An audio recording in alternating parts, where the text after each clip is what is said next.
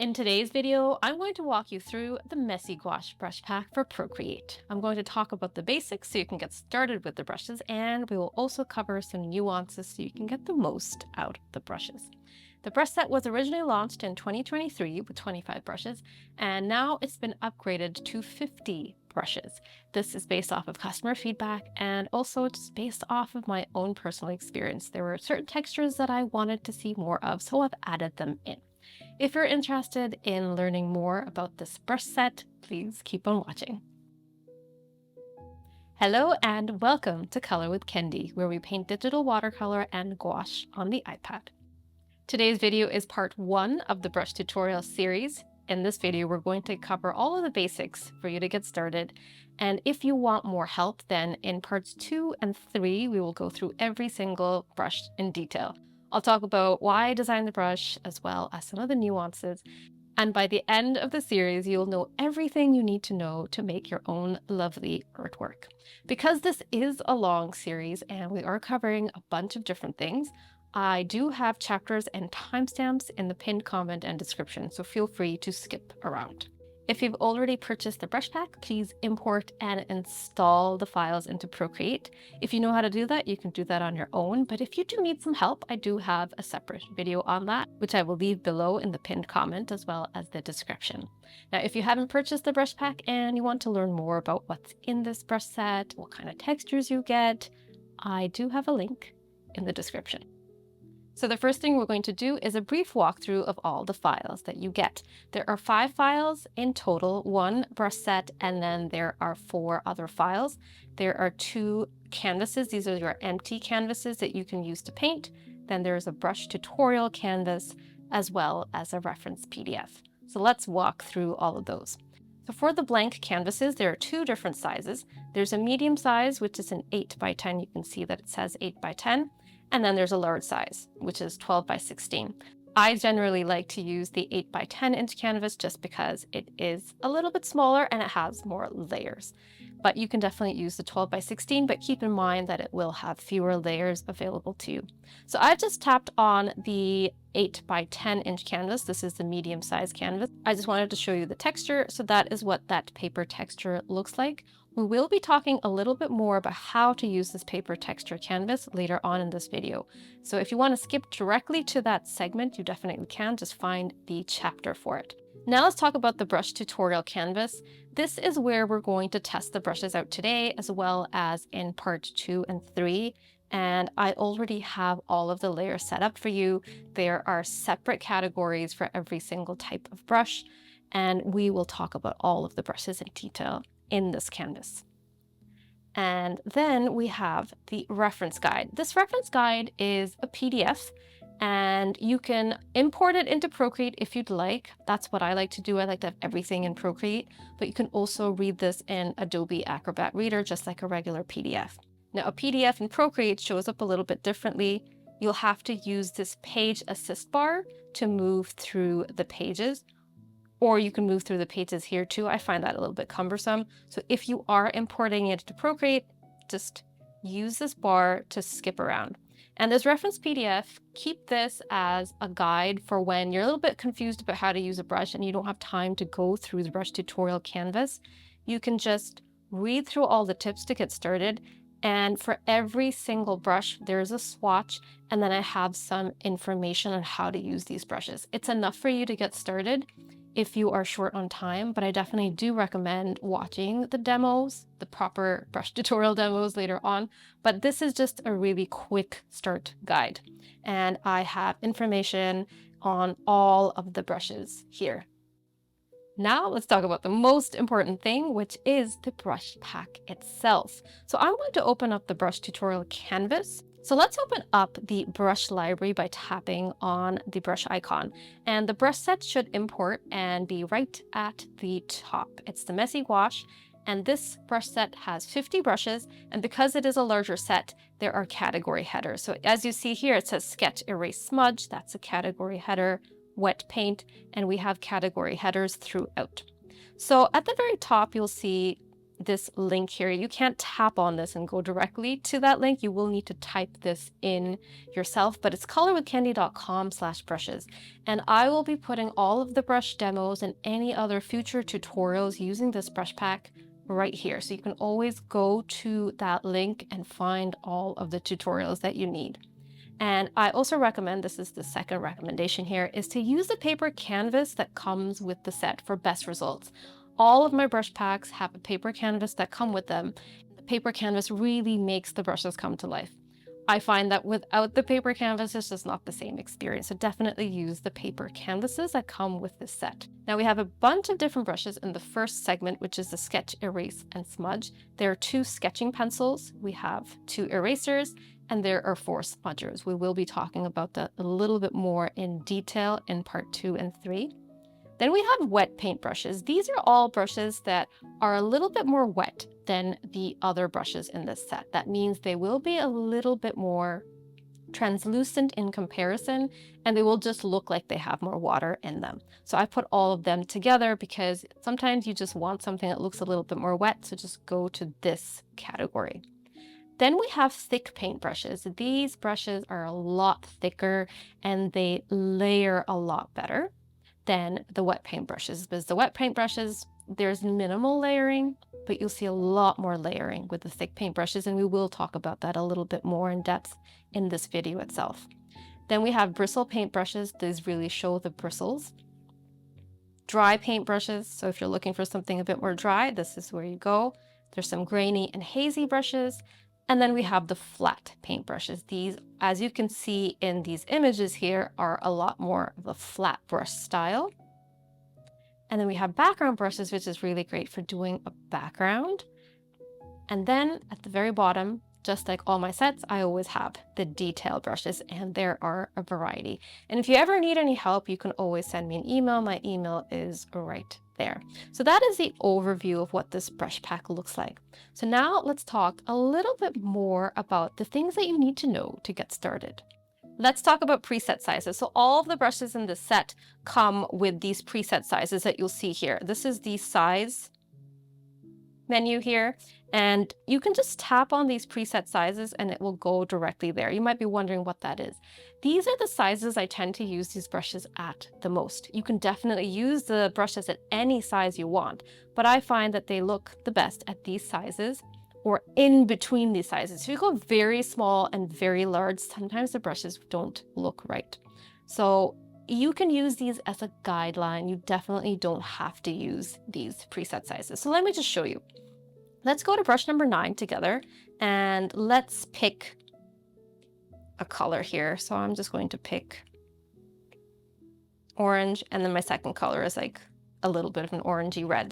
You need 2 colors for these brushes. These are dual color brushes. We will talk about dual color brushes in a minute, but I just wanted to show you. So this preset size here is size 15.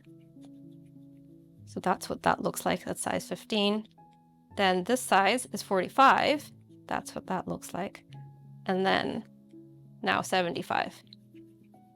So the brushes will look slightly different at different sizes, but sometimes when you go really small, like if I go very small, you're not really getting the full impact of that brush. Definitely you can use it at a smaller size, but these are the sizes I like to use them at. I feel like they look the best at that size, but you can definitely go smaller or bigger. And if you want to go in between a size, just move your pencil like that. Sometimes you might have trouble because it might go back to a preset size. So what you can do is you can take your pencil out and then move it up and down. So you definitely have full ability to change the size. Now, if you don't like the preset sizes, all you have to do to remove it, tap on it and then tap on minus, and it will remove the preset size. But all of the brushes have that. It's kind of like a reminder that the brushes look the best at these sizes or in between these sizes. Okay, so that's the preset sizes. So now I wanted to talk about the most important thing is dual color brushes, because every single brush in this pack is a dual color brush, and it's really important to understand how these work. So let's test this out with brush number 11, just to change things up. So let's do brush number 11. So A dual color brush essentially needs two colors. You can pick any two colors that you like, but I recommend picking colors that look good together. Sometimes colors don't mix well and the results may be muddy. So if you go to the color menu under disc mode, you'll see these two colors right here. Those are the two colors that you need to select to use this brush. So let's say I wanted to completely change these colors from this. Let's say I wanted something that looked a little bit more magenta-ish. And then for this second color, just tap on it and then you can move the hue and change it up. So, and you can move this as well. And you can pick basically any color that you like. So now those are my two colors. Now with any dual color brush, it's not just about picking the two colors. The color that you see here will be your main color. And then the other color will become your secondary color. And let me show you. So right now, let's keep that purple as our main color. And this is brush number 11. And I'm using preset size 35. So if I use light pressure, I'll see more of that main color. But now as I start to use heavier pressure, I'm seeing more of that second color mixing in. I'm not seeing it on its own, it's mixing in. So for all my brushes, there's a mix. And if you want to switch that, if you want this color to be your primary color, and then the purple you want it to be your secondary, all you have to do is tap. So I'm going to tap on that, and now what happens? Light pressure. Do you see that's become my main color? And now if I press heavy, it's mixing in that second color. So that's basically how any dual color brush will work.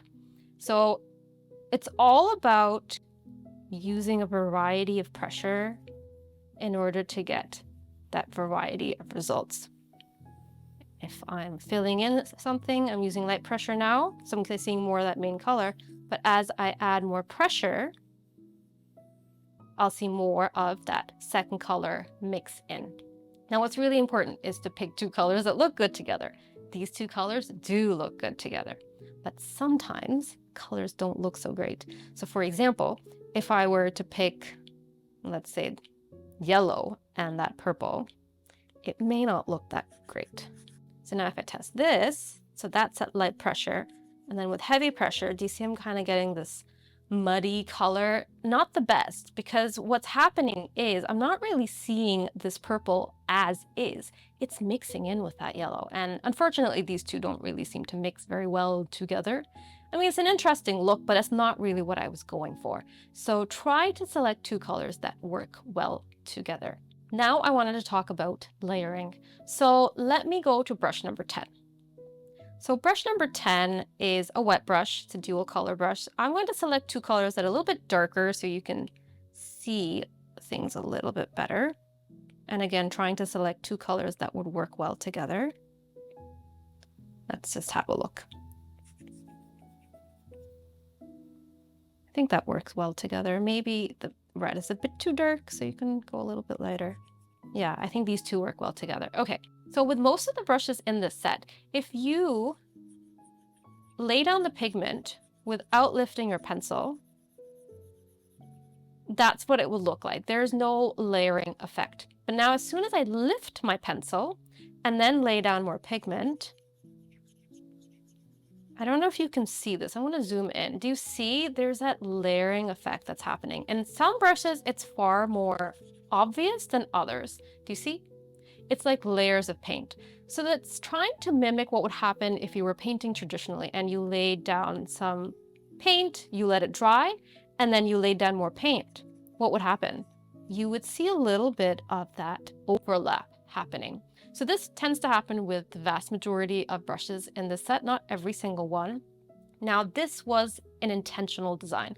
Now, if something like this is not your thing and you feel like, well, I don't want it to overlap there, I kind of like the overlap here, but I don't like it here, you can always smudge out that overlap. That is not a problem. It can always be smudged out. I wanted to show you this layering effect with another brush, a brush that is thicker. So let's just go to the layers panel and let's tap on thick paint. And let's turn this layer off. And let's tap right here. And then go to where it says 16, 17, 18, 19, tap. And then tap on this box right here. So you turn on that layer. I'm going to go to, let's see, brush number 17. I will be going through all these brushes in part 2 and 3, but for today I'm just picking a few of them to show you some of the concepts that you'll need to know. So brush number 17 is thicker than the wet paint brushes that we've talked about so far, and let's pick a different color maybe. Let's go a little bit towards the blue, and then make this a darker blue, and then make that lighter blue my main color. So let's test this out.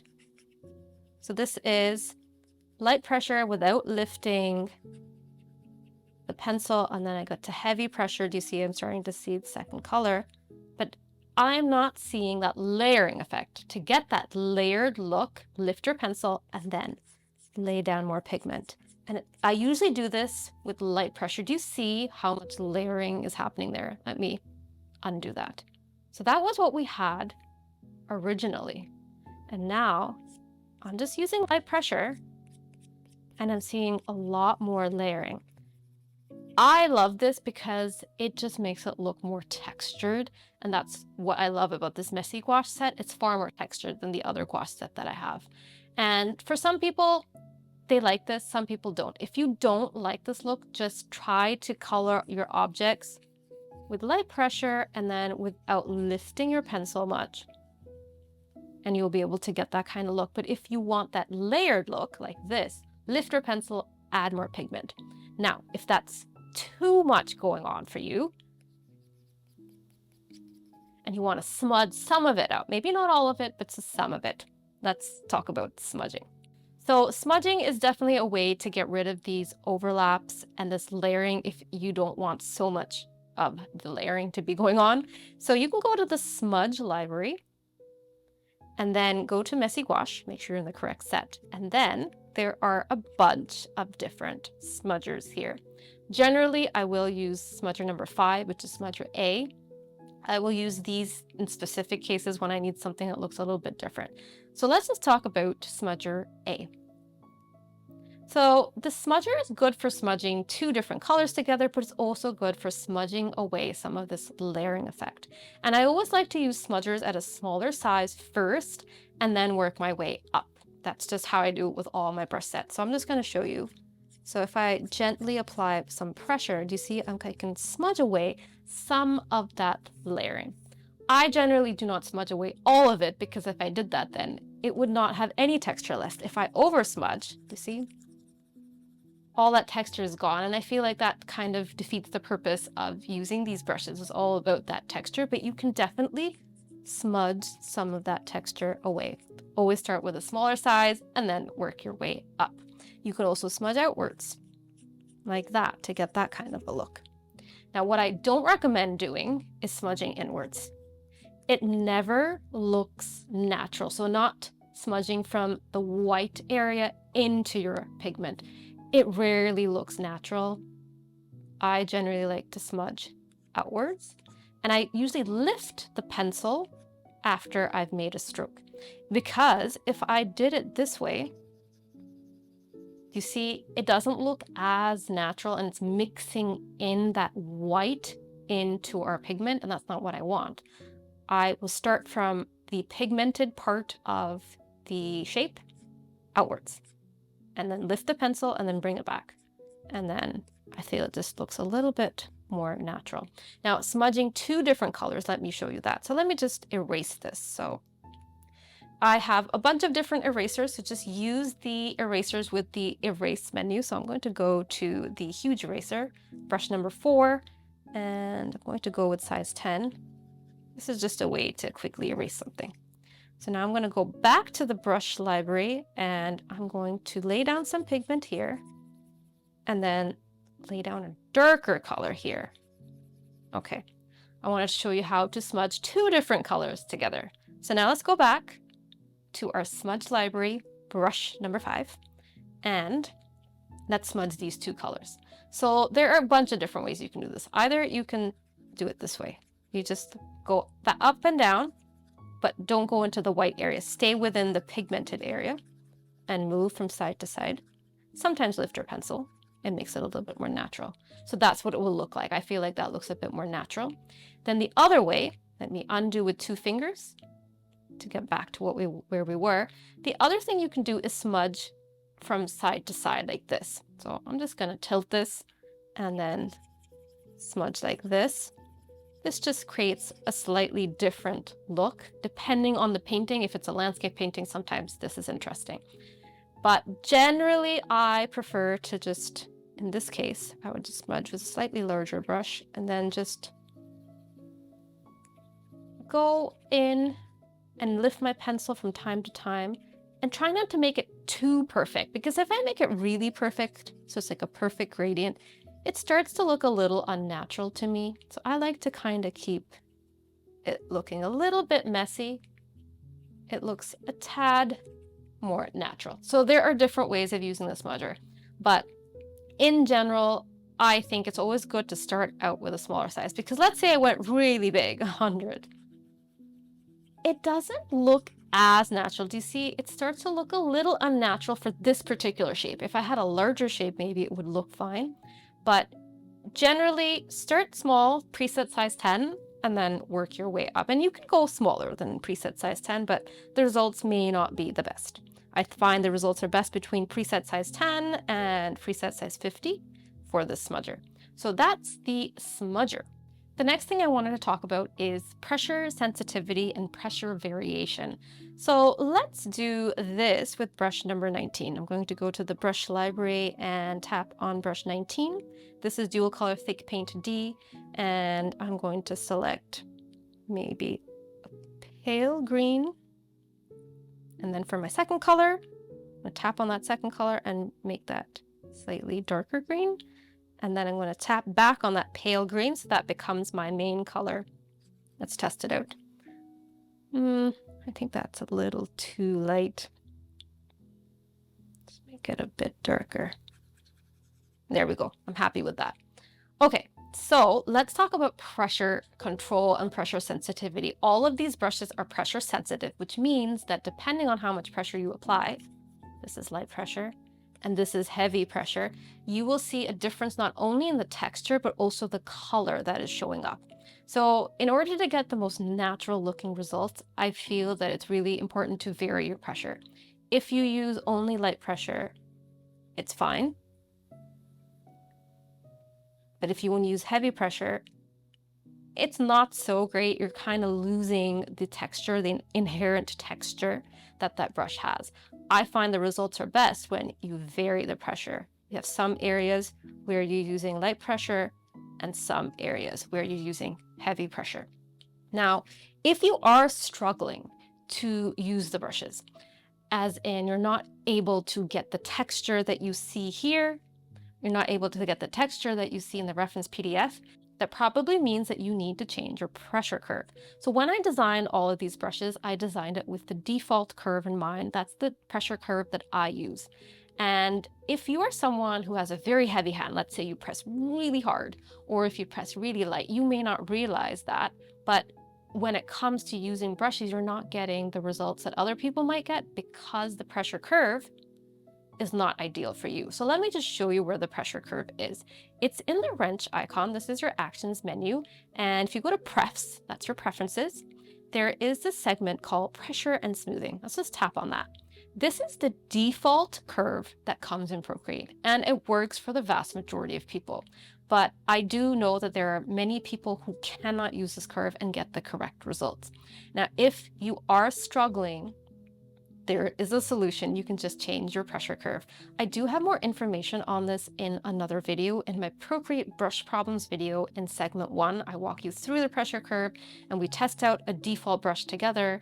And I would recommend that you watch that video. Now, if you have no issues, you're able to do everything that I'm doing on the screen here, you don't need to watch that pressure curve video. But if you are struggling, there is a solution. You can just make a few shifts to the pressure curve and you'll be able to use the brushes exactly like how I'm using them. Okay, so now let's move on to the next thing that we're going to talk about, which is clipping masks. So you might be wondering, why do we need to talk about clipping masks here? Well, there are many different ways to use these brushes, and one way is just to use the brushes in the same layer, kind of like how you paint traditional gouache, and that's it. But sometimes you want to do things a little bit differently because you have the ability to do that. Since we are in the digital space here, we can paint a little bit differently. So let me show you what I mean. So let's go with brush number 18 for this demonstration. So brush number 18, it's also a thick paintbrush. Now, brush number 18 can be used in two different ways. One is you just use it with varied pressure and you get results like this. So you get slight texture depending on how much pressure you apply. And also, if I change the order of the brushes, it will also kind of make it look a bit different because now I'm seeing that darker color at lighter pressure. So one thing you can do is just to paint directly. But there is another thing you can do with pretty much all of the brushes in the set, which is to use the texture that they create in a clipping mask layer. So let me show you what I mean. So let's create a shape with one of the simpler brushes that doesn't have too much texture. So maybe brush number 10. And I'm just going to create a shape like this. And I'm going to use heavy pressure. There's limited texture when I'm using heavy pressure. So it's very flat. So let's say you have a very flat shape. And that becomes your base shape. And now you want to add texture on top of it, but you don't want that texture to go outside the shape because you've already made the shape. You just want the texture to remain in the shape. You can do that. You can do that with the clipping mask. So create your base shape, any brush that you want. Just make sure it's not translucent or transparent. And then you go to the layers panel, tap on plus, and then you tap on that layer and you make it a clipping mask. And now anything that I add in this layer is only going to show up on the shapes that I have underneath. So what I'm going to do now is, let's say I want to add some texture to this with brush number 18. Let's go there, let's go back. And I can go in with a slightly darker color, let's say. And what I can do is I can just use light pressure and just apply light pressure to create these strokes, to apply some texture to the shape. And what's happening is the texture that I'm applying isn't going everywhere, it's staying within the shape. So it's a slightly different result. You see these two look a little bit different.